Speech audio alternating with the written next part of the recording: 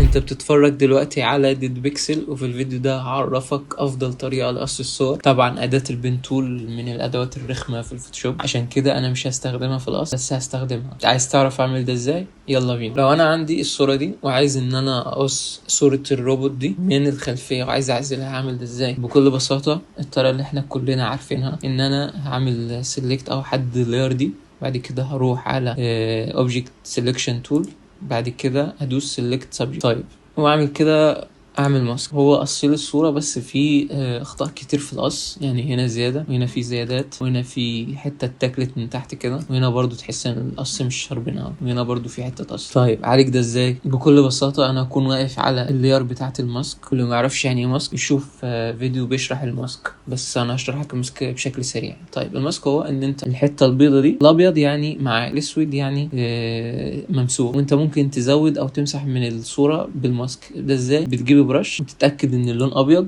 انا قلت لك ان الابيض معاك في اي حته هتلونها بالابيض الصوره هتظهر تاني. برجع من كنترول زد، اي حته هتلونها بالاسود هتبقى ممسوحه، لان انا قلت لك الاسود يعني ممسوح، الابيض يعني معاك في الماسك اهو اسود. نرجع تاني للموضوع. بعد ما انا قصيت في زيادات، فانا هشيلهم ازاي؟ بكل بساطه هجيب الماسك واختار ان انا ازود على الصوره، فانا اختار الابيض وابتدي ازود على الزيادات اللي هي عندي اصلا. طيب بعد كده هجيب البن تول. البن تول اجيبها من هنا او ادوس حرف بي في الكيبورد. بعد ما اجيب البن تول وانا واقف على اللاير بتاعه الماسك، احدد الزيادات اللي انا زودتها، بعملها كده، بمشي عليها كده،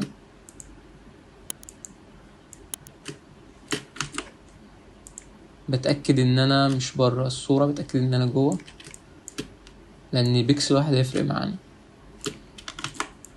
طبعا انا برجع من بعمل كنترول زد عشان ارجع خطوه في البن تول. بعد ما حددتهم اقفل بقى التحديد، اعمل كده واقفل اخر بوينت انا بداتها.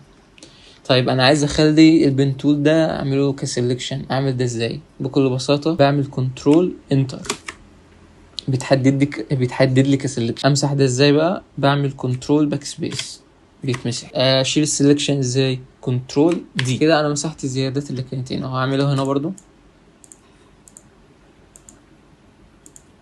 اتاكد ان انا قص صح، واقفل بقى، اقفل كده. اخلي السلكشن بتاع البن تول سلكشن ازاي؟ بدوس كنترول انتر، بعد كده بدوس، انا واقف على الماسك، بدوس كنترول باك سبيس، بعمل كنترول دي عشان الغي السلكشن. وفكرة كلها تبقى هنا في كل الحاجات. هنا برضو ازود دي، هنا برضو ازودها واضيف اللي هي الحتة دي، بحيث ان انا اعملها بالبن تول. نفس الفكرة، امشي كده وادوس كنترول انتر، كنترول باك سبيس، كنترول دي.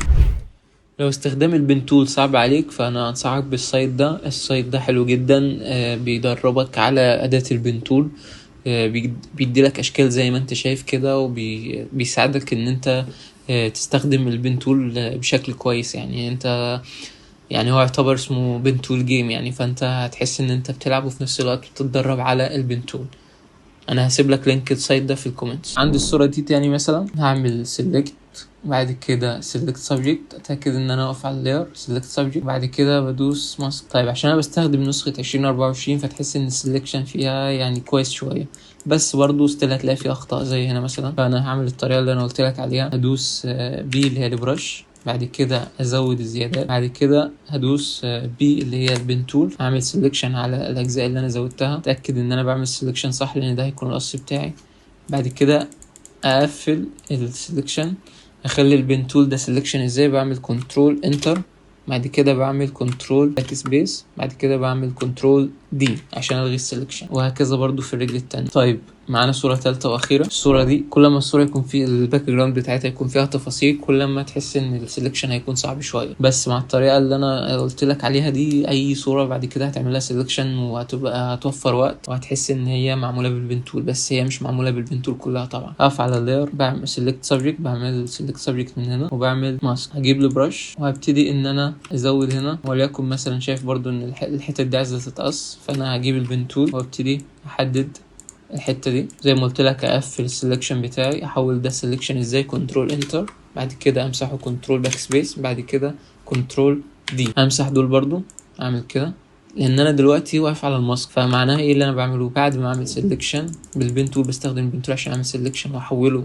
ان انا ادوس كنترول انتر. بعد كده بقول له ان انا عايز اعمل كنترول باك سبيس، عايز امسح، يعني انا بمسح دي، بلغي السيلكشن من كنترول دي. وهكذا برضو هنا اعمل